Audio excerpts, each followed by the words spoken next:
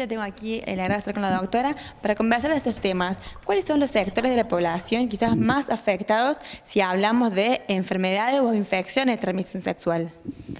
Bueno, primero saber que hay una edad más vulnerable, la edad sexualmente de reproducción activa, digamos, adultos jóvenes, pero que ahora se ha extendido un poco más, digamos, a la adultez, digamos, después de los 45, 50 años ha aumentado también un poco más, que al principio de la epidemia no era así.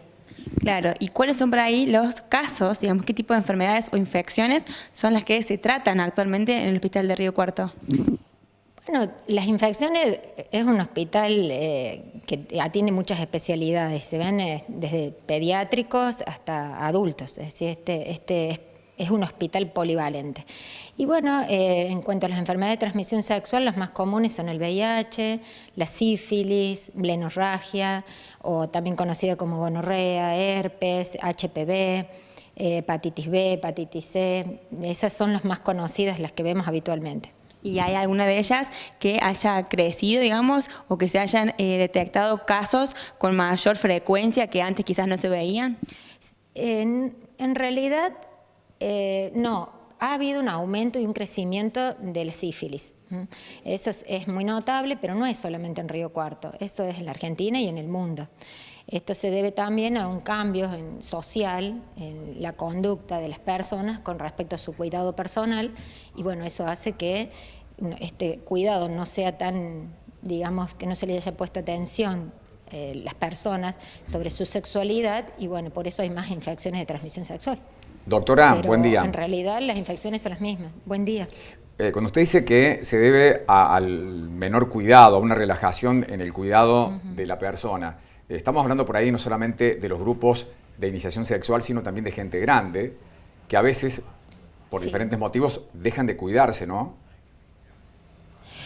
Por supuesto, sí, esto está para todas las edades. De hecho, que el HIV no respeta edades. Hay una edad que por la condición de contagio de esta enfermedad, que es sexual, heterosexual principalmente, en mayor porcentaje, pero eso no quiere decir que no haya niños que estén infectados y por otra causa, es decir, transmisión de madre a hijo, es decir, acá no se respeta, digamos, ningún tipo de edad, pero sí hay un grupo predominante que es el que está en estas etapas sexualmente activas y que no se cubre con los cuidados suficientes, no los toma en cuenta, entonces, bueno, ocurre un montón de infecciones, no solamente el VIH, sino, bueno, la sífilis, como en este caso, que hubo un aumento. Bueno, pero cuando se refiere específicamente al tema de la sífilis, ¿por qué motivo se supone que se está dando ahora justamente un aumento en la Argentina? ¿Cuáles son las conductas que han cambiado? Es en la Argentina y en el mundo, no es solamente de Argentina. Eso es claro porque en todos lados está pasando lo mismo. Y es porque hay una relajación en el cuidado personal, es decir, y el aumento en la cantidad de relaciones sexuales, en la cantidad de parejas, hay más promiscuidad sexual, menos intensidad en el cuidado, en la educación que la persona debe tener hacia su persona y hacia los demás para no contagiarse, porque esta es una enfermedad que no se puede contagiar sin un sí de la persona. Es decir, la gripe, por ejemplo, uno va en un colectivo, se contagia porque tosen, está el virus en el aire, pero acá no. Acá hay una condición de la persona en que conoce del tema, sabe que hay riesgo cuando uno tiene una relación sexual con una persona que no conoce, que no ha visto nunca, que no sabe su condición sexual en cuanto a las infecciones, porque nunca se ha hecho un análisis, una prevención, un estudio, entonces, y tiene relaciones sin preguntarle o sin cuidarse, sin preservativo o sin ninguna otra medida. Entonces, a eso me refiero cuando digo que hay una relajación en general, doctora, pero en el mundo. Y también, sí. Sí, buen día. Recién hablando un poco también de embarazo adolescente y ahora este tema del uso de preservativos, abordamos de alguna manera con otro doctor el tema de las campañas. Hubo una relajación, al menos yo lo noto personalmente, de hacer campaña y de explicar de qué se trata, del porqué del uso del preservativo o lo que implica contraer, por ejemplo, VIH o sífilis, en el caso de esta enfermedad que se está reactualizando en el día de hoy con los índices que están dando actualmente, no solo en Argentina, en el mundo. ¿Cómo se trabaja desde la comunidad médica para hacer prevención? Digo, campañas explicativas en los colegios, ¿dónde hay que hacer hincapié? Bueno, ahí en el hospital se hace un trabajo intenso con respecto a esto.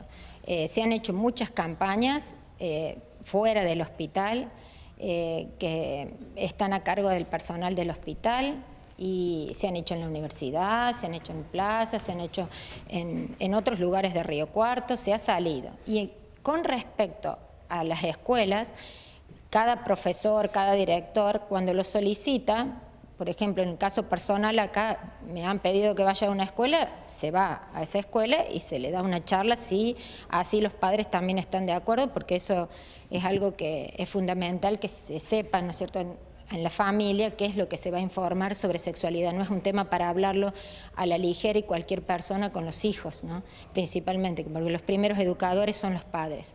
Y en el hospital, desde hace muchos años, no es desde este año, desde el 2011-12 aproximadamente, está el CEPAT, que es el Centro de Prevención y Testeo Gratuito y Confidencial con respecto a saber sobre el VIH, si una persona está contagiada o no, desde cuánto tiempo, qué tratamiento debe recibir para la enfermedad que se le ha diagnosticado en el momento, sea sífilis, sea HIV, qué tratamiento debe recibir la pareja. Eso se hace todos los miércoles y otros días de la semana también, pero predominantemente el miércoles, que dedicamos el día entero a hacer el testeo desde las 8 de la mañana hasta el mediodía, porque esa es la hora que se testean digamos, por el laboratorio, lo que se nos ha designado.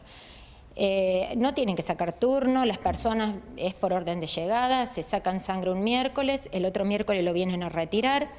Es confidencial porque lo hacemos a las preguntas los médicos. Nosotros, si detectamos un positivo, lo llamamos inmediatamente, llamamos a la pareja si es que la tiene, promulgamos que llamen a la pareja que probablemente se pudieron contagiar. Muchas veces se desconoce la pareja porque hay múltiples parejas, entonces bueno, ahí también hay que intensificar los cuidados. Y bueno, es un poco un combo de todo, ¿no? Tratamiento, prevención, educación, que se puede hacer sentado frente al paciente. Usted como doctora, perdón, se hace lo mismo. Sí, usted como doctora, ¿qué opina de les quería preguntar, ahora está escuchando, como doctora, ¿qué opina de las ESI, ¿no?, la educación sexual integral desde pequeños? ¿Mitigaría un poco el tema del impacto de la infectología por transmisión sexual, por ejemplo? Yo creo que no se puede prevenir en dar educación sexual y prevenir si no hay educación sexual. Es decir, la persona debe conocer. Los niños deben ser instruidos acerca de la sexualidad desde muy pequeña edad, ya desde la escuela primaria. Eso es algo que siempre estuvo muy lento, siempre fue un poco tabú el tema de hablar de la sexualidad de esta edad. Creemos ahora necesario que esto sí debe ocurrir. Y también, por supuesto, en la adolescencia. La escuela es un instrumento educacional y debe existir, pero a mi forma de ver, los padres son los primeros educadores de los hijos, porque la sexualidad es un tema muy importante para hablar con personas que no son de la familia, que no incluyen el grupo familiar de la familia. Y si es una educación sexual integral, los primeros que se deben integrar son los padres, porque no se puede dar educación sexual con toda la connotación que eso lleva a hablar a una criatura, enseñarle a una criatura sobre sexualidad y que los padres no estén al tanto de lo que se le va a enseñar a los hijos. Entonces, si es integral, los primeros que tienen que integrarse en esto son los padres.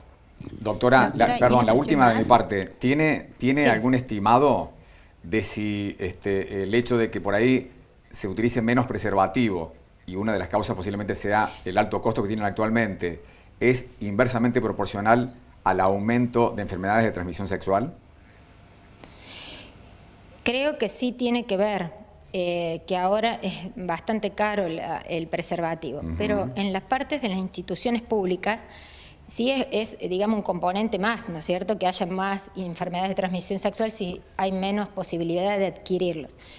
Pero en la parte pública, ya sea en los dispensarios o aquí en el hospital, es gratuita la entrega. Claro. Sí puede ser que en algún año hubo una baja en la dispensación de preservativos que vienen de Nación a la provincia de Córdoba, y el programa provincial después lo reparte a las distintas hospitales del interior, como pasa acá.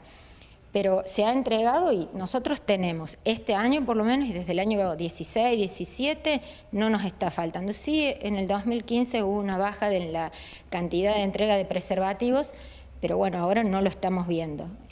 Aquí los pacientes cuando lo requieren, cuando vienen a hacerse los análisis, si lo piden, lo requieren o quieren información, para eso estamos, para eso es el CEPAT, para informar y cómo se debe prevenir. Pero ¿qué pasa?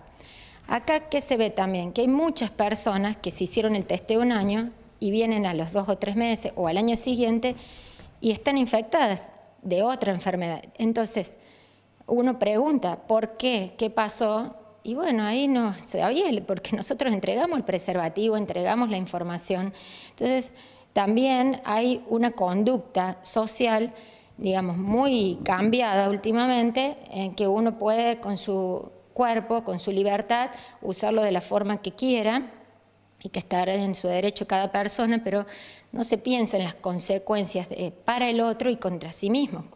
Mi pregunta tenía que ver con eso justamente. ¿Qué le respondían las personas cuando están frente a usted en una consulta de por qué no usaron preservativo?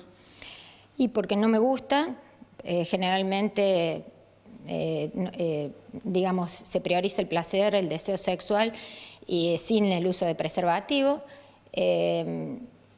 Porque me hace alergia a algunas personas, que nosotros esa parte, digamos, es muy pocas veces lo expresan, pero bueno, nosotros creemos que realmente eso no debe ocurrir, sino que es más la voluntad propia de cada uno de decir, bueno, yo no lo quiero usar y corro el riesgo. En ese correr el riesgo siempre preguntamos, ¿por qué se corre el riesgo? Porque la persona conocía del tema. Y bueno, es priorizarse a sí mismo en una forma egoísta, pero no solamente con el otro, sino consigo mismo. Es decir, porque las consecuencias son muy altísimas. El pago de esto es la enfermedad. Y la enfermedad no viene porque sí. Si uno se cuida y uno tiene respeto por su cuerpo, por el de los demás, la enfermedad no llega. Después hay muchos inocentes que sufren estas consecuencias. Matrimonios separados, divorciados, porque uno de ellos tiene una enfermedad de transmisión sexual, el otro no. Hijos infectados, enfermos, porque han aumentado un montón en los casos de sífilis en embarazada, que gracias a Dios se testea en el embarazo. Entonces, va más allá de pensar en uno mismo, también hay que pensar en los demás. Pero claro, si yo no pienso en mí, ¿cómo voy a pensar en el otro?